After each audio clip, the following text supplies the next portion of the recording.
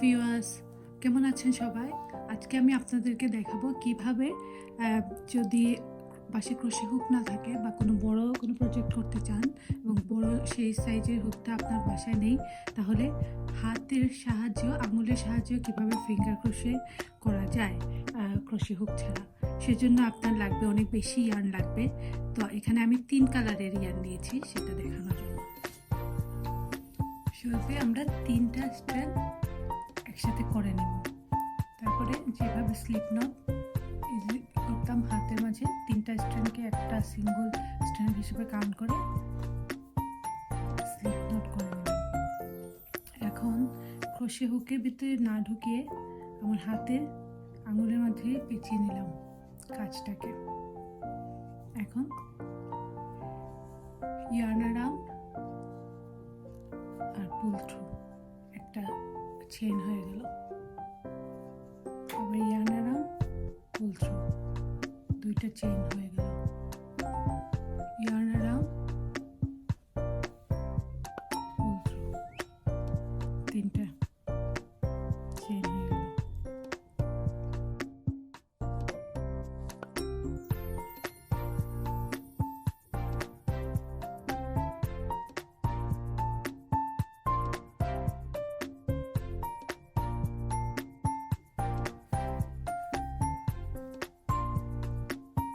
কাজটাকে ঘুরিয়ে নিলাম।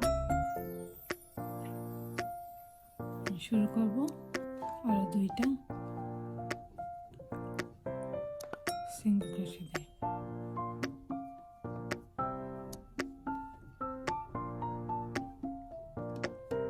স্টার্ট ফ্রম টু একটা 2 চেইন প্রথম সিঙ্গেল ক্রোশে হিসেবে কাজ করলো। তো আমরা শুরু করি পরের চেইন থেকে। ভিতরে আঙুল ঢুকিয়ে দিলাম।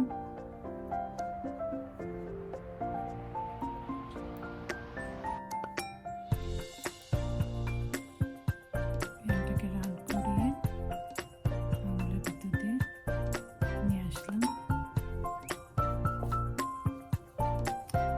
হাতের মাঝে 2টা লুপ থাকলো। 1 2 এবং আবার এটাকে পেঁচিয়ে আমার আঙুলের ভিতর দিয়ে নিয়ে আসলাম।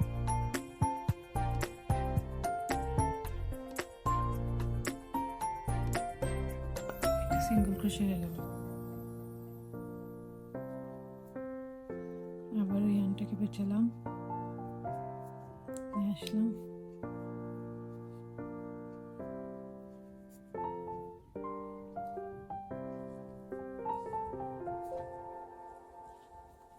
একটা সিঙ্গেল ক্রোশে হয়ে গেল।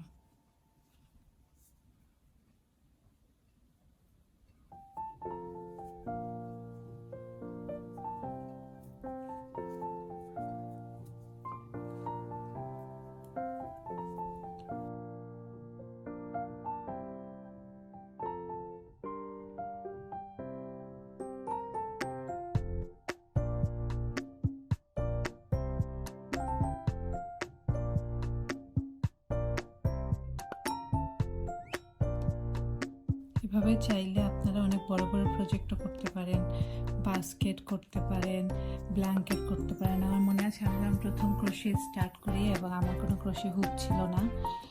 তখন আমি এরকম একটা ফিঙ্গার ক্রোশে করে একটা ব্ল্যাঙ্কেট বানিয়েছিলাম।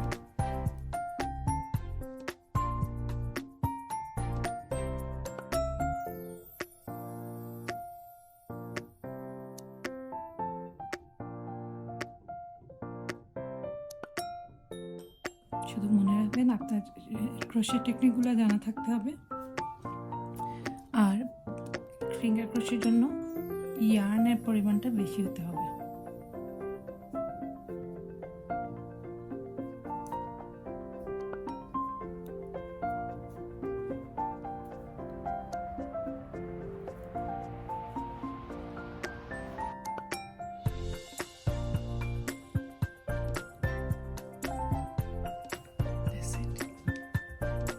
আমাদের ফার্স্ট রাউন্ড শেষ। পরের রাউন্ডে উঠতে গেলে একইভাবে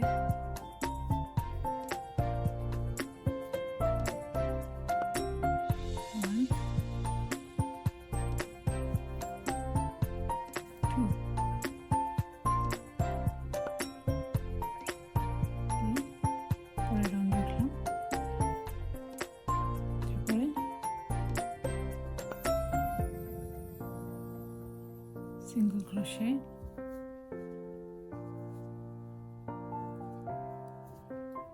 এভাবে করে আপনারা যে কোনো প্রজেক্ট ক্রিয়েট করতে পারবেন।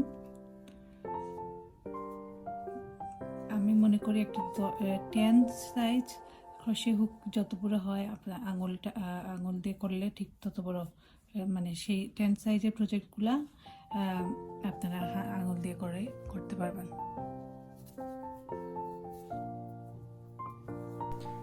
আজ এ পর্যন্তই। সবাইকে ধন্যবাদ আমার চ্যানেল দেখার জন্য। প্লিজ সাবস্ক্রাইব করবেন আর লাইক এবং কমেন্ট দিয়ে জানাবেন। Thank you.